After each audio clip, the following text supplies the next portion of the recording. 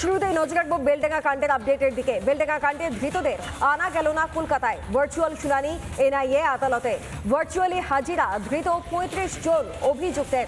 পর্যাপ্ত নিরাপত্তার অভাবে আনা গেল না ধৃতদের। বিস্তারিত জানবো। সৈকত এই মুহূর্তে আমার সঙ্গে রয়েছেন। সৈকত, ৩৪ জনের শুনানি যদিও কলকাতায় আনা যায়নি, কি আপডেট রয়েছে তোমার কাছে?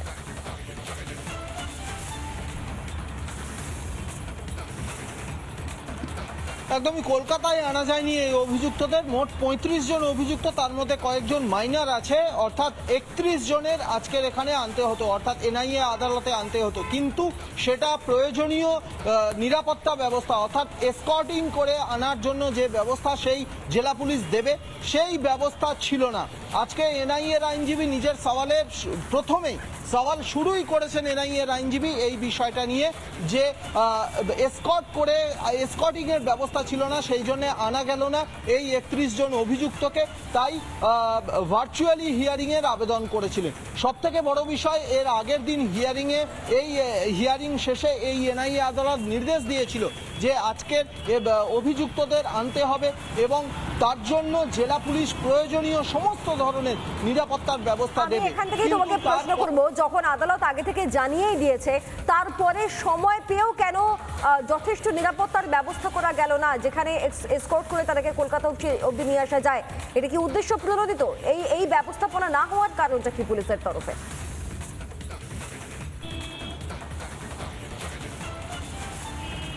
দেখো, পুলিশের তরফ থেকে রিপোর্ট দেওয়া হয়েছে। পুলিশের তরফ থেকে জেলা পুলিশের তরফ থেকে রিপোর্ট চেয়েছিল এনআইএ আদালত।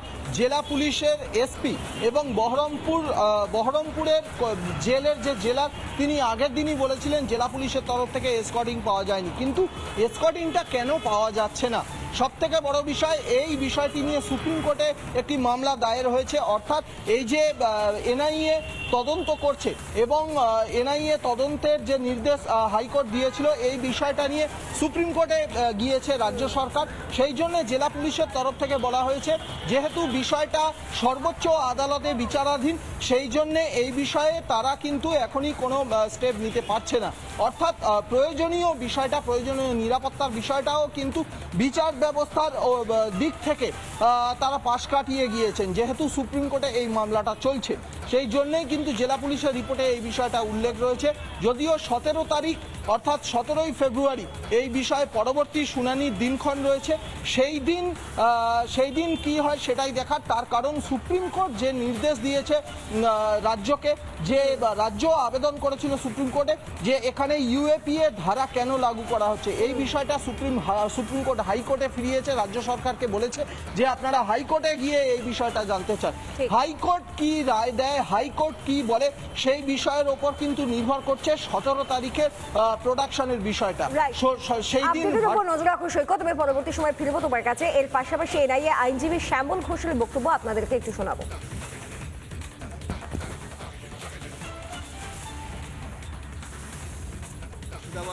বহরমপুর সুপার উনি একটা রিপোর্ট পাঠিয়েছেন যে due to the non available of the escorts due to examination of the higher secondary, so they are not provided. So on the strength of that, they prayed for time, but as well as they produced the accused person through video conference, and they sent the all production warrant to this court from Bahrampur Correctional Home. তারপরে court consider করেছে। প্রসিকিউশনের NIA যখন মামলাটা এসছে, নানা ধরনের content দেখার জন্য like করুন, শেয়ার করুন আমাদের ফেসবুক পেজ, সাবস্ক্রাইব করুন আমাদের ইউটিউব চ্যানেল। পাশাপাশি অন্যান্য ব্রেকিং নিউজের জন্য অবশ্যই চোখ রাখুন রিপাবলিক বাংলায়।